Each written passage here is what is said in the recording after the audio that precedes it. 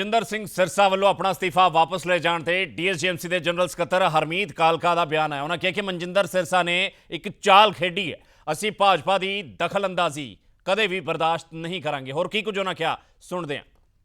1 ਦਸੰਬਰ ਨੂੰ ਮਨਜਿੰਦਰ ਸਿੰਘ ਸਿਰਸਾ ਵੱਲੋਂ ਦਿੱਲੀ ਸਿੱਖ ਗੁਰਦੁਆਰਾ ਪ੍ਰਬੰਧਕ ਕਮੇਟੀ ਦੇ ਪ੍ਰਧਾਨਗੀ ਪਦ ਤੋਂ ਅਸਤੀਫਾ ਦਿੱਤਾ ਜਾਂਦਾ ਔਰ 1 ਦਸੰਬਰ ਨੂੰ ਜਿਹੜਾ ਹੈ ਉਹ ਭਾਰਤੀ ਜਨਤਾ ਪਾਰਟੀ ਦੇ ਵਿੱਚ ਸ਼ਾਮਲ ਹੁੰਦੇ ਨੇ ਔਰ ਲਗਭਗ 1 ਮਹੀਨੇ ਬਾਅਦ ਯਾਨੀ ਕਿ ਅੱਜ 31 ਦਸੰਬਰ ਨੂੰ ਜਿਹੜਾ ਹੈ ਉਹ ਵੀਡੀਓ ਬਿਆਨ ਜਾਰੀ ਕਰਦੇ ਨੇ, ਇੱਕ ਚਿੱਠੀ ਜਾਰੀ ਕਰਦੇ ਨੇ ਜਿਸ ਦੇ ਵਿੱਚ ਉਹ ਕਹਿੰਦੇ ਨੇ ਕਿ ਉਹ ਦੁਬਾਰਾ ਤੋਂ ਆਪਣਾ ਜਿਹੜਾ ਰੈਜ਼ਿਗਨੇਸ਼ਨ ਜਿਹੜਾ ਭੇਜਿਆ ਗਿਆ ਸੀ ਉਹ ਰੈਜ਼ਿਗਨੇਸ਼ਨ ਨੂੰ ਵਾਪਸ ਲੈਂਦੇ ਨੇ ਕਿਉਂਕਿ ਦਿੱਲੀ ਕਮੇਟੀ ਦੇ ਪ੍ਰਬੰਧ ਜਿਹੜੇ ਨੇ ਉਹ ਸੁਚਾਰੂ ਨਹੀਂ ਤਰੀਕੇ ਦੇ ਨਾਲ ਨਹੀਂ ਚੱਲ ਰਹੇ, ਸਟਾਫ ਦੀਆਂ ਤਨਖਾਹਾਂ ਨਹੀਂ ਮਿਲ ਰਹੀਆਂ।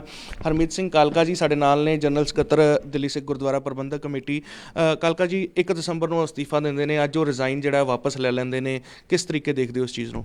ਦੇਖੋ, ਬੜੀ ਇਹ ਸੋਚਣ ਵਾਲੀ ਗੱਲ ਹੈ ਕਿ ਕਿਸ ਮਨਸੂਬੇ ਦੇ ਨਾਲ, ਕਿਸ ਮੋਟਿਵ ਨੂੰ ਲੈ ਕੇ ਸਰਦਾਰ ਮਨਜਿੰਦਰ ਸਿੰਘ ਸਿਰਸਾ ਪਹਿਲੇ ਪਾਰਟੀ ਨੂੰ ਛੱਡਦੇ ਨੇ, ਬੀਜੇਪੀ ਜੁਆਇਨ ਕਰਦੇ ਨੇ, ਦਿੱਲੀ ਕਮੇਟੀ ਦੇ ਸਾਰੇ ਮੈਂਬਰਾਂ ਨੂੰ ਬੁਲਾ ਕੇ ਇੱਥੇ ਇਸਤੀਫਾ ਦਿੰਦੇ ਨੇ ਕਿ ਮੇਰਾ ਗੁਰਦੁਆਰਾ ਪ੍ਰਬੰਧਕ ਕਮੇਟੀ ਅੱਜ ਤੋਂ ਬਾਅਦ ਕੋਈ ਰੋਲ ਨਹੀਂ ਹੈ, ਮੇਰਾ ਕੋਈ ਇੰਟਰਸਟ ਨਹੀਂ ਹੈ ਔਰ ਮੈਂ ਆਪਣੇ ਪਰਸਨਲ ਕਾਰਨ ਕਰਕੇ ਮੈਂ ਇਹ ਇਸਤੀਫਾ ਦੇ ਰਿਹਾ। ਔਰ ਉਸ ਤੋਂ ਕੁਝ ਦੇਰ ਬਾਅਦ ਬਿਨਾਂ ਕਿਸੇ ਮੈਂਬਰਾਂ ਨੂੰ ਦੱਸੇ ਬੀਜੇਪੀ ਜੁਆਇਨ ਕਰਨ ਚਲੇ ਜਾਂਦੇ ਆ। ਉਸ ਤੋਂ ਬਾਅਦ ਲਗਾਤਾਰ ਜਿਸ ਤਰੀਕੇ ਦੇ ਨਾਲ 1 ਮਹੀਨੇ ਦੇ ਵਿੱਚ ਪ੍ਰੋਗਰਾਮ ਆ ਰਿਹਾ, ਹਰ ਕੰਮ ਦੇ ਵਿੱਚ ਅੜਚਨਾ ਉਹਨਾਂ ਨੇ ਗੁਰਦੁਆਰਾ ਪ੍ਰਬੰਧਕ ਕਮੇਟੀ ਦੇ ਕੰਮਾਂ 'ਚ ਪਾਣੀ ਸ਼ੁਰੂ ਕਰਤੀ ਆ। ਮੈਂਬਰਾਂ ਨੂੰ ਦੇ ਕੰਮ ਰੋਕਣੇ ਸ਼ੁਰੂ ਕਰਤੇ ਗਏ। ਗੁਰਦੁਆਰੇ ਦੇ ਵਿੱਚ ਜਿਹੜਾ ਸਮਾਲ ਹੈ, ਇੱਕ ਜਨਰਲ ਮੈਨੇਜਰਾਂ ਨੂੰ ਫੋਨ ਕਰਕੇ ਕਹਿਣਾ ਸ਼ੁਰੂ ਕਰਤਾ ਕਿ ਮੇਰੇ ਕਹੇ ਬਿਨਾਂ ਇਹ ਕੰਮ ਨਹੀਂ ਹੋਏਗਾ। ਪਹਿਲੇ ਤੇ ਉਹਨਾਂ ਨੇ ਆਪਣਾ ਮਾਈਂਡਸੈਟ ਇੱਕ ਉਹਨਾਂ ਨੇ ਸਮਝ ਨਹੀਂ ਆ ਰਿਹਾ ਕਿ ਉਹ ਕਮੇਟੀ ਛੱਡ ਗਏ ਨੇ ਜਾਂ ਉਹ ਉਹਨਾਂ ਦਾ ਦਿਲ ਨਹੀਂ ਕਰ ਰਿਹਾ ਉਹਨੂੰ ਛੱਡਣ ਦਾ, ਇਹ ਉਹਨਾਂ ਨੇ ਅੱਜ ਤੱਕ ਕਲੀਅਰ ਨਹੀਂ ਕੀਤਾ ਸੀ। ਤੋਂ ਅੱਜ ਸਾਰਾ ਕੁਝ ਸਾਹਮਣੇ ਆ ਗਿਆ। ਜਿਸ ਤਰੀਕੇ ਦੇ ਨਾਲ ਬੀਜੇਪੀ ਦੇ ਵਿੱਚ ਸ਼ਾਮਿਲ ਹੋਣ ਤੋਂ ਬਾਅਦ ਗੁਰਦੁਆਰਾ ਕਮੇਟੀ ਦੇ ਵਿੱਚ ਅੱਜ ਉਹਨਾਂ ਨੇ ਆਪਣੇ ਆਪ ਨੂੰ ਵਾਪਸ ਆਪਣਾ ਇਸਤੀਫਾ ਲੈਣ ਦੀ ਗੱਲ ਕੀਤੀ ਔਰ ਮੈਂ ਸਮਝਦਾ ਇਹਦਾ 2 ਕਾਰਨ ਨੇ।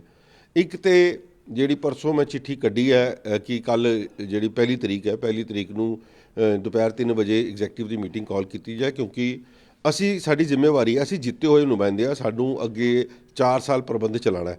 ਸੋ ਇਸ ਕਰਕੇ ਅਸੀਂ ਐਗਜ਼ੈਕਟਿਵ ਦੀ ਮੀਟਿੰਗ ਕਾਲ ਕੀਤੀ ਹੈ ਔਰ ਕਿਸੇ ਨਾ ਕਿਸੇ ਨੂੰ ਜਿਹੜੇ ਪ੍ਰਧਾਨ ਦੇ ਇਖਤਿਆਰ ਨੇ ਉਹ ਦੇਣ ਦੀ ਅਸੀਂ ਸੰਭਾਵਨਾ ਬਣਾ ਰਹੇ ਸੀ ਕਿ ਅਸੀਂ ਕਿਸੇ ਨਾ ਕਿਸੇ ਨੂੰ ਇਹ ਸੇਵਾ ਸੰਭਾਲ ਦੇਵਾਂਗੇ ਤਾਂ ਕਿ ਉਹਨਾਂ ਦੀ ਜਗ੍ਹਾ ਸਾਈਨ ਕਰ ਸਕਣ ਔਰ ਇਹ ਕੰਮ ਸੁਚਾਰੂ ਰੂਪ ਨਾਲ ਚੱਲ ਸਕੇ।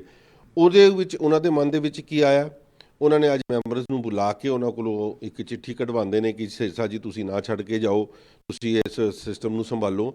ਜਿਹੜੇ ਮੈਂਬਰਸ ਨੂੰ ਇਹ ਨਹੀਂ ਪਤਾ ਕਿ ਸਿਰਸਾ ਜੀ ਨੂੰ ਸੰਗਤ ਹਰਾ ਚੁੱਕੀ ਹੈ, ਸਿਰਸਾ ਜੀ ਪਾਰਟੀ ਛੱਡ ਕੇ ਜਾ ਚੁੱਕੇ ਨੇ ਔਰ ਸਿਰਸਾ ਜੀ ਅੱਜ ਇੱਕ ਪੋਲੀਟੀਕਲ ਪਾਰਟੀ ਦੇ ਬੰਦੇ ਬਣ ਗਏ ਨੇ।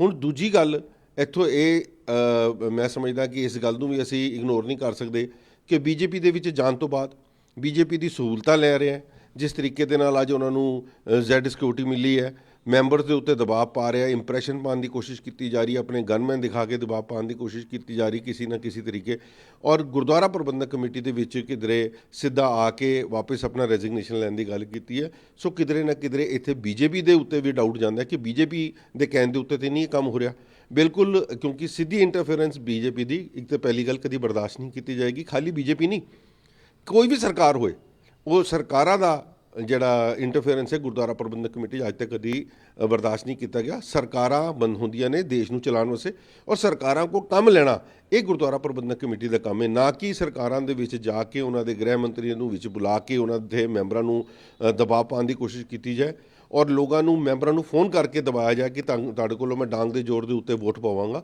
ਇਹੋ ਜਿਹੇ ਜਿਹੜੇ ਕੰਮ ਹੋ ਰਹੇ ਨੇ ਕਿਧਰੇ ਨਾ ਕਿਧਰੇ ਬੀਜੇਪੀ ਨੂੰ ਵੀ ਸੋਚਣਾ ਪਏਗਾ ਕਿ ਇਹ ਜਾਂ ਤਾਂ ਉਹਨਾਂ ਨੇ ਇਹਨਾਂ ਨੂੰ ਕਹਿ ਕੇ ਭੇਜਿਆ ਜਾਂ ਇਹ ਆਪਣੇ ਆਪ ਨੂੰ ਉਸ ਬੀਜੇਪੀ ਨੂੰ ਇਸਤੇਮਾਲ ਕਰ ਰਹੇ ਨੇ, ਕੇਂਦਰ ਦੀ ਸਰਕਾਰ ਨੂੰ ਇਸਤੇਮਾਲ ਕਰ ਰਹੇ ਨੇ। ਇਹ ਬੜੀ ਸੋਚਣ ਦੀ ਗੱਲ ਹੈ। ਸੋ ਅਸੀਂ ਅੱਜ ਹੁਣ ਸੰਗਿਆਨ ਲਿਆ ਔਰ ਇਹਨਾਂ ਦੀ ਗੱਲ ਜਿਹੜੀ ਹੁਣ ਇਹਨਾਂ ਨੇ ਵੀਡੀਓ ਕੱਢੀ ਮੈਂ ਉਹ ਸੁਣ ਰਿਹਾ ਸੀ, ਉਹਦੇ ਵਿੱਚ ਵੀ ਉਹਨਾਂ ਨੇ ਇੱਕ ਬੋਲਿਆ ਕਿ ਮੈਂ ਇਸ ਸਿਸਟਮ ਨੂੰ ਪ੍ਰੋਪਰ ਤਰੀਕੇ ਨਾਲ ਚਲਾਉਣ ਵਾਸਤੇ ਮੈਂ ਸਮਝਦਾ ਕਿ ਇਕੱਲੇ ਉਹ ਬੰਦੇ ਨਹੀਂ ਨੇ ਕਿ ਉਹਨਾਂ ਦੇ ਬਿਨਾਂ ਕਮੇਟੀ ਨਹੀਂ ਚੱਲ ਸਕੀ, ਹੋਰ ਬੜੇ ਮੈਂਬਰ ਸੀ। ਅਸੀਂ ਕਿਸੇ ਨਾ ਕਿਸੇ ਨੂੰ ਜ਼ਿੰਮੇਵਾਰੀ ਦੇਣੀ ਸੀ ਔਰ ਕੱਲ੍ਹ ਐਗਜ਼ੈਕਟਿਵ ਦੀ ਮੀਟਿੰਗ ਦੇ ਵਿੱਚ ਕਿਸੇ ਨਾ ਕਿਸੇ ਨੂੰ ਜ਼ਰੂਰ ਇਹ ਜ਼ਿੰਮੇਵਾਰੀ ਦੇਵਾਂਗੇ। ਇੱਕ ਚੀਜ਼ ਕਾਲਕਾ ਜੀ, ਇੱਕ ਜਿਹੜੀ ਚਿੱਠੀ ਹੁਣ ਸਾਹਮਣੇ ਆਈ ਹੈ ਜਿਸ ਦੇ ਵਿੱਚ ਮੈਂਬਰਾਂ ਨੇ ਸਾਈਨ ਕੀਤੇ ਨੇ ਔਰ ਮਨਜਿੰਦਰ ਸਿਰਸਾ ਨੂੰ ਅਪੀਲ ਕੀਤੀ ਹੈ ਕਿ ਉਹ ਆ ਕੇ ਜਿਹੜਾ ਉਹ ਪ੍ਰਧਾਨ ਦਾ ਕਾਰਜਭਾਰ ਸੰਭਾਲਣ, ਉਹ ਮੈਂਬਰ ਵੀ ਅਕਾਲੀ ਦਲ ਦੇ ਜਿੱਤੇ ਹੋਏ ਨੇ, ਉਹ ਮੈਂਬਰ, ਤੁਸੀਂ ਅਕਾਲੀ ਦਲ ਦੇ ਦਿੱਲੀ ਇਕਾਈ ਦੇ ਪ੍ਰਧਾਨ ਹੋ, ਇਸ ਤਮਾਮ ਚੀਜ਼ ਨੂੰ ਕਿਸ ਤਰੀਕੇ ਦੇਖਦੇ ਹੋ ਕਿ ਮੈਂਬਰਸ ਉਹਨਾਂ ਨੂੰ ਅਪੀਲ ਕਰ ਰਹੇ ਨੇ ਦੁਬਾਰਾ ਕਾਰਜਭਾਰ ਸੰਭਾਲਣ ਲਈ? ਇੱਕ ਬੜੀ ਸੋਚੀ ਸਮਝੀ ਸਾਜ਼ਿਸ਼ ਹੈ। ਮੈਂਬਰਾਂ ਨੂੰ ਆਫਿਸ ਵਿੱਚ ਬੁਲਾ ਲਿਆ ਜਾਂਦਾ ਹੈ। ਉਹਦੇ 'ਚ ਖਾਲੀ ਮੈਂਬਰ ਨਹੀਂ ਹੈਗੇ, ਉਹਦੇ ਵਿੱਚ ਜਿਹੜੇ ਸਾਡੇ ਕੰਟੈਸਟ ਕੀਤੇ ਹੋਏ ਹਾਰੇ ਹੋਏ ਮੈਂਬਰਸ ਨੇ, ਕੈਂਡੀਡੇਟਸ ਨੇ, ਉਹਨਾਂ ਨੂੰ ਵੀ ਬੁਲਾਇਆ ਗਿਆ। ਜਿਹੜੇ ਪੁਰਾਣੀ ਕਮੇਟੀ ਦੇ ਵਿੱਚ ਮੈਂਬਰ ਹੈਗੇ ਸੀ, ਪਹਿਲੀ ਗੱਲ ਤੇ ਇਹ ਮੈਂਬਰਸ ਨੂੰ ਪਤਾ ਹੋਣਾ ਚਾਹੀਦਾ ਹੈ ਕਿ ਮਨਜਿੰਦਰ ਸਿੰਘ ਸਿਰਸਾ ਜਿਹੜੀ ਕਮੇਟੀ ਦਾ ਪ੍ਰਧਾਨ ਹੈ, ਉਹਦੇ ਵਿੱਚ ਨਵੇਂ ਚੁਣੇ ਹੋਏ ਮੈਂਬਰਾਂ ਦਾ ਕੋਈ ਇਖਤਿਆਰ ਨਹੀਂ ਹੈ। ਨਵੇਂ ਚੁਣੇ ਹੋਏ ਮੈਂਬਰ ਉਹਨਾਂ ਨੂੰ ਅਪੀਲ ਕਰ ਹੀ ਨਹੀਂ ਸਕਦੇ। ਇਹ ਬੜੀ ਨਾਸਮਝੀ ਨਾਲ ਇੱਕ ਚਿੱਠੀ ਬਣਾਈ ਗਈ ਆ ਔਰ ਸਾਈਨ ਆਫ ਜਾਂ ਕੋਲ ਕਰਾਏ ਗਏ ਨੇ। ਸੋ ਜਿਹੜੀ ਕਮੇਟੀ ਦੇ ਪੁਰਾਣੇ ਮੈਂਬਰਾਂ ਨੇ ਉਹਨਾਂ ਨੂੰ ਅਪੀਲ ਕੀਤੀ ਹੈ, ਉਹ ਕਿਧਰੇ ਨਾ ਕਿਧਰੇ ਇਸ ਗੱਲ ਨੂੰ ਲਾਈਨ ਖਿੱਚ ਚੁੱਕੇ ਨੇ ਕਿ ਉਹਨਾਂ ਨੇ ਸ਼੍ਰੋਮਣੀ ਅਕਾਲੀ ਦਲ ਦੇ ਨਾਲ ਖੜਾ ਹੋਣਾ ਜਾਂ ਨਹੀਂ ਖੜੇ ਹੋਣਾ। ਇਹ ਉਹਨਾਂ ਦੀ ਆਪਣੀ ਸੋਚ ਹੈ। ਮਗਰ ਅਕਾਲੀ ਦਲ ਦਾ ਇੱਕੋ ਏਜੰਡਾ ਹੈ ਕਿ ਕਿਸੇ ਵੀ ਤਰੀਕੇ ਦੇ ਨਾਲ ਸਰਕਾਰੀ ਏਜੰਸੀਆਂ ਨੂੰ, ਸਰਕਾਰ ਨੂੰ ਇਹਦੇ ਵਿੱਚ ਗੁਰਦੁਆਰਾ ਕਮੇਟੀ ਦੇ ਵਿੱਚ ਇੰਟਰਫੇਅਰ ਨਹੀਂ ਹੋਣ ਦੇਣਗੇ। ਕੱਲ ਐਗਜ਼ੈਕਟਿਵ ਦੀ ਤੁਸੀਂ ਕਾਲ ਕੀਤੀ ਹੈ, ਕੱਲ ਦਾ ਕੀ ਕੁਝ ਰਹਿਣ ਵਾਲਾ? ਕੀ ਕਾਰਜਭਾਰ ਦਿਓਗੇ ਪ੍ਰਧਾਨਗੀ ਦਾ ਕਿਸੇ ਹੋਰ ਨੂੰ, ਜਾਂ ਜਿਸ ਤਰੀਕੇ ਮਨਜਿੰਦਰ ਸਿਰਸਾ ਨੇ ਰਿਜ਼ਾਈਨ ਵਾਪਸ ਲਿਆ ਉਹਨਾਂ ਕੋਲ ਜਾਏਗਾ ਕਾਰਜਭਾਰ? ਦੇਖੋ, ਇਹ ਬਿਲਕੁਲ ਜਿਹੜੀ ਰੈਜ਼ਿਗਨੇਸ਼ਨ ਉਹਨਾਂ ਦਾ ਲੀਗਲੀ ਉਹ ਵਾਪਸ ਲੈ ਨਹੀਂ ਸਕਦੇ, ਕਿਉਂਕਿ ਕੋਰਟ ਦੇ ਵਿੱਚ ਐਫੀਡੇਵਿਟ ਦਿੱਤਾ ਸਰਦਾਰ ਮਨਜਿੰਦਰ ਸਿੰਘ ਸਿਰਸਾ ਨੇ ਕਿ ਮੈਂ ਆਪਣਾ, ਔਰ ਰੈਜ਼ਿਗਨੇਸ਼ਨ ਉੱਥੇ ਵਿੱਚ ਨਾਲ ਦਿੱਤਾ ਹੈ ਕਿ ਮੈਂ ਆਪਣਾ ਰਿਜ਼ਾਈਨ ਕਰਕੇ ਆਪਣਾ ਕੋਰਟ ਦਾ ਕੇਸ ਵਾਪਸ ਲੈਂਦਾ ਵਾਂ। ਸੋ ਮੈਂ ਸਮਝਦਾ ਕੋਈ ਖਿਲਵਾੜ ਨਹੀਂ ਹੈ। ਤੁਸੀਂ ਸੰਗਤ ਨਾਲ ਖਿਲਵਾੜ ਕਰਦੇ ਹੋ, ਤੁਸੀਂ ਪ੍ਰਬੰਧਕਾਂ ਨਾਲ ਖਿਲਵਾੜ ਕਰਦੇ ਹੋ, ਤੁਸੀਂ ਸਰਕਾਰ ਨਾਲ ਖਿਲਵਾੜ ਕਰ ਰਹੇ ਹੋ, ਔਰ ਹੁਣ ਤੁਸੀਂ ਜੁਡੀਸ਼ਰੀ ਨਾਲ ਖਿਲਵਾੜ ਕਰ ਰਹੇ ਹੋ। ਤਾਂ ਮੈਂ ਸਮਝਦਾ ਕਿਤੇ ਨਾ ਕਿਤੇ ਉਹਨਾਂ ਨੂੰ ਆਪ ਸੋਚਣਾ ਚਾਹੀਦਾ ਕਿ ਮੈਂ ਕਰ ਕੀ ਰਿਹਾ ਵਾਂ, ਔਰ ਇਹਦੇ ਉੱਤੇ ਅਗਰ ਉਹ ਆਪ ਇੱਕ ਅੱਛੇ ਗੁਰੂ ਘਰ ਦੇ ਪ੍ਰਬੰਧ ਚਲਾਉਣ ਜੇ ਤੇ ਉਹਨਾਂ ਨੂੰ ਇਸ ਗੱਲ ਦੇ ਵਿੱਚ ਕਦੀ ਰੋੜਾ ਬੰਨਣਾ ਨਹੀਂ ਚਾਹੀਦਾ ਸੀ। ਉਹਨਾਂ ਨੇ ਵੀਡੀਓ ਦੇ ਵਿੱਚ ਜਿਸ ਤਰੀਕੇ ਦਾ ਜ਼ਿਕਰ ਕੀਤਾ ਕਿ ਪ੍ਰਬੰਧ ਠੀਕ ਤਰੀਕੇ ਨਹੀਂ ਚੱਲ ਰਹੇ ਸੀ, ਕਾਰਜਭਾਰ ਠੀਕ ਤਰੀਕੇ ਨਹੀਂ ਚੱਲ ਰਹੇ ਸੀ, ਕਿ ਵਾਕਈ ਕੋਈ ਇਦਾਂ ਦੀ ਸਮੱਸਿਆ ਪੇਸ਼ ਆ ਰਹੀ ਸੀ ਸਾਈਨਿੰਗ ਅਥਾਰਟੀ ਕਰਕੇ ਜਾਂ ਫਿਰ ਕਿਸੇ ਵੀ ਤਰ੍ਹਾਂ ਦਾ ਕਾਰਜਭਾਰ ਚਲਾਉਣ ਦੇ ਵਿੱਚ? ਦੇਖੋ, ਜਿਹੜਾ ਬੰਦਾ ਘਰ ਬੈਠ ਕੇ ਬੀਜੇਪੀ ਦੇ ਦਫ਼ਤਰਾਂ ਦੇ ਵਿੱਚ ਬੈਠ ਕੇ ਜੀਐਮ ਨੂੰ ਫੋਨ ਕਰਕੇ ਕਵੇ ਜੀ ਕਿ ਮੇਰੇ ਬਿਨਾ ਕੋਈ ਬਦਲੀ ਨਹੀਂ ਕੀਤੀ ਜਾਏਗੀ, ਮੇਰੇ ਤੋਂ ਪੁੱਛੇ ਬਿਨਾ ਕਿਸੇ ਦੀ ਐਮਆਰਆਈ ਨਹੀਂ ਕੀਤੀ ਜਾਏਗੀ, ਮੇਰੇ ਤੋਂ ਪੁੱਛੇ ਬਿਨਾ ਕੋਈ ਚੈੱਕ ਨਹੀਂ ਕੀਤਾ ਜਾਏਗਾ, ਕਿਸੇ ਦੀ ਸਹਾਇਤਾ ਨਹੀਂ ਦਿੱਤੀ ਜਾਏਗੀ, ਤਾਂ ਪ੍ਰਬੰਧ ਦੇ ਵਿੱਚ ਤੇ ਡਿਫਿਕਲਟੀਆਂ ਆਉਣਗੀਆਂ। ਔਰ ਇਹਦਾ ਕਾਰਨ ਕੌਣ ਹੈ, ਇਹ ਉਹ ਆਪ ਅੱਛੇ ਤਰੀਕੇ ਜਾਣਦੇ ਹੈ। ਔਰ ਅਗਰ ਇਹਨੂੰ ਠੀਕ ਕਰਨ ਵਾਸਤੇ ਐਗਜ਼ੈਕਟਿਵ ਬੁਲਾ ਕੇ, ਕਿਉਂਕਿ ਅੱਜ ਤੱਕ ਕਦੀ ਹੋਇਆ ਨਹੀਂ, ਪਿਛਲੇ 50 ਸਾਲ ਦੇ ਇਤਿਹਾਸ ਦੇ ਵਿੱਚ ਕਦੀ ਇਹੋ ਜਿਹੇ ਹਾਲਾਤ ਬਣੇ ਨਹੀਂ, ਸਿਰਫ ਤੇ ਸਿਰਫ ਇੱਕ ਬੰਦੇ ਕਰਕੇ ਬਣੇ। ਔਰ ਇਹ ਅੱਜ ਦੁਬਾਰਾ ਇਹ ਹਾਲਾਤਾਂ ਦੇ ਵਿੱਚ ਜਿਸ ਤਰੀਕੇ ਨਾਲ ਦੁਬਾਰਾ ਇਸ ਕਮੇਟੀ ਨੂੰ ਲਿਜਾਣਾ ਚਾਹੁੰਦੇ ਨੇ, ਅਸੀਂ ਉਹਨੂੰ ਨਹੀਂ ਬਣਨ ਦਿਆਂਗੇ। ਕਿਉਂਕਿ ਪਹਿਲੇ ਗੱਲ ਹੋਰ ਸੀ, ਸਾਡੇ ਭਾਈਵਾਲ ਸੀ, ਸਾਡੇ ਨਾਲ ਪਾਰਟੀ ਦੇ ਨੁਮਾਇੰਦੇ ਸੀ। ਅੱਜ ਇਹਨਾਂ ਦੀ ਪਾਰਟੀ ਦਾ ਅਗਰ ਇਹ ਏਜੰਡਾ ਹੈਗਾ ਬੀਜੇਪੀ ਦਾ, ਬੀਜੇਪੀ ਨੂੰ ਵੀ ਸਪਸ਼ਟ ਕਰਨਾ ਚਾਹੀਦਾ ਕਿ ਵਾਕਈ ਸਰਦਾਰ ਮਨਜਿੰਦਰ ਸਿੰਘ ਸਿਰਸਾ ਨੂੰ ਉਹਨਾਂ ਨੇ ਪਲਾਂਟ ਕੀਤਾ ਗੁਰਦੁਆਰਾ ਪ੍ਰਬੰਧਕ ਕਮੇਟੀ ਤੇ ਕਬਜ਼ਾ ਕਰਨ ਵਾਸਤੇ, ਜਾਂ ਮਨਜਿੰਦਰ ਸਿੰਘ ਸਿਰਸਾ ਦੀ ਆਪਣੀ ਸੋਚ ਹੈ। ਇਹ ਬੀਜੇਪੀ ਨੂੰ ਸੰਗਿਆਨ ਲੈ ਕੇ ਇਹਦੇ ਉੱਤੇ ਜਵਾਬ ਦੇਣਾ ਚਾਹੀਦਾ। ਕੱਲ ਦੀ ਐਗਜ਼ੈਕਟਿਵ ਦੇ ਵਿੱਚ ਕੀ ਕੁਝ ਅਹਿਮ ਫੈਸਲੇ ਹੋਣਗੇ? ਬਿਲਕੁਲ, ਜਿਹੜੇ ਇੱਕ ਤੇ ਸਭ ਤੋਂ ਪਹਿਲਾਂ ਐਗਜ਼ੈਕਟਿਵ ਦੇ ਹੈਗੇ ਨੇ, ਕਿਉਂਕਿ ਫੁਟਕਲ ਉਹਦੇ 'ਚ ਅਸੀਂ ਜਿਹੜੇ ਰੋਜ਼ਮਰਾ ਦੇ ਉੱਥੇ ਪ੍ਰੋਬਲਮਸ ਆ ਰਹੀਆਂ ਨੇ। ਕਈ ਸਾਡੇ ਇਹੋ ਜਿਹੇ ਇੰਸਟੀਚਿਊਟਸ ਨੇ ਜਿੱਥੇ ਉੱਥੇ ਸਾਡੀ ਨੌਲੇਜ ਤੋਂ ਬਿਨਾਂ ਉੱਥੇ ਕੰਮ ਹੋ ਰਹੇ ਨੇ, ਅਸੀਂ ਉਹਨੂੰ ਵੀ ਵਿੱਚ ਸੰਗਿਆਨ ਲਿਆਵਾਂਗੇ। ਔਰ ਸਭ ਤੋਂ ਅਹਿਮ ਗੱਲ ਹੈ ਕਿ ਪਹਿਲੇ ਕਿਸੇ ਨੂੰ ਕਾਰੋਬਾਰ ਸੰਭਾਲਣ ਵਾਸਤੇ ਜ਼ਿੰਮੇਵਾਰੀ ਦਿੱਤੀ ਜਾਏਗੀ, ਔਰ ਉਸ ਜ਼ਿੰਮੇਵਾਰੀ ਤੋਂ ਬਾਅਦ ਜੋ ਵੀ ਇਸ ਸਿਸਟਮ ਨੂੰ ਚਲਾਉਣ ਵਾਸਤੇ ਠੀਕ ਤਰੀਕੇ ਦੇ ਨਾਲ ਪ੍ਰਬੰਧ ਹੋ ਜਾਵੇ ਅਸੀਂ ਕਰਾਂਗੇ। ਸੋ ਬਿਲਕੁਲ ਜਿਹੜਾ ਹੈ ਉਹ ਹਰਮੀਤ ਸਿੰਘ ਕਾਲਕਾ ਜੀ ਨੇ ਸਪਸ਼ਟ ਕੀਤਾ ਕਿ ਜਿਹੜੀਆਂ ਸਮੱਸਿਆਵਾਂ ਪੇਸ਼ ਆ ਰਹੀਆਂ ਸਨ ਕਮੇਟੀ ਦੇ ਵਿੱਚ ਉਹ ਆਪ ਖੜੀਆਂ ਕੀਤੀਆਂ ਜਾ ਰਹੀਆਂ ਸੀ। ਹੁਣ ਐਗਜ਼ੈਕਟਿਵ ਦੀ ਕਾਲ ਕੀਤੀ ਗਈ ਹੈ ਜਿਸ ਦੇ ਵਿੱਚ ਕਈ ਅਹਿਮ ਫੈਸਲੇ ਜਿਹੜੇ ਨੇ ਉਹ ਲਏ ਜਾਣਗੇ। ਔਰ ਮਨਜਿੰਦਰ ਸਿੰਘ ਸਿਰਸਾ ਬਾਰੇ ਵੀ ਸਾਫ਼ ਤੌਰ ਤੇ ਕਿਹਾ ਕਿ ਉਹ ਆਪਣੀ ਸਥਿਤੀ ਸਪਸ਼ਟ ਕਰਨ ਕਿ ਬੀਜੇਪੀ ਦੇ ਵਿੱਚ ਰਹਿੰਦਿਆਂ ਉਹ ਪਹਿਲਾਂ ਰਿਜ਼ਾਈਨ ਦਿੰਦੇ ਨੇ, ਫਿਰ ਬੀਜੇਪੀ 'ਚ ਸ਼ਾਮਲ ਹੁੰਦੇ ਨੇ, ਔਰ ਦੁਬਾਰਾ ਫਿਰ ਅੱਜ ਜਿਹੜਾ ਹੈ ਆਪਣਾ ਰੈਜ਼ਿਗਨੇਸ਼ਨ ਉਹ ਵਾਪਸ ਲੈਂਦੇ ਨੇ। ਕੈਮਰਾ ਪਰਸਨ ਸ਼ਸ਼ੀ ਦੇ ਨਾਲ ਜਸਮੀਤ ਸਿੰਘ, PTC ਨਿਊਜ਼, ਦਿੱਲੀ। ਤੇ ਸਿਰਸਾ ਵੱਲੋਂ ਅਸਤੀਫਾ ਵਾਪਸ ਲੈਣ ਦੇ ਫੈਸਲੇ ਤੇ ਦਿੱਲੀ ਕਮੇਟੀ ਦੇ ਜਨਰਲ ਸਕੱਤਰ ਹਰਮੀਤ ਕਾਲਕਾ ਦਾ ਬਿਆਨ ਆਇਆ। ਉਹਨਾਂ ਕਿਹਾ ਕਿ ਕਾਰਜਕਾਰਨੀ ਕਮੇਟੀ ਦੀ ਬੈਠਕ ਤੋਂ ਇੱਕ ਦਿਨ ਪਹਿਲਾਂ ਅਸਤੀਫਾ ਵਾਪਸੀ ਸਿਰਸਾ ਦੀ ਇੱਕ ਚਾਲ ਹੈ। ਪ੍ਰਧਾਨਗੀ ਦਾ ਕਾਰਜਕਾਲ ਕਿਸੇ ਹੋਰ ਮੈਂਬਰ ਨੂੰ ਦੇਣ ਦੇ ਲਈ ਕਾਰਜਕਾਰਨੀ ਦੀ ਬੈਠਕ ਸੱਦੀ ਗਈ ਹੈ।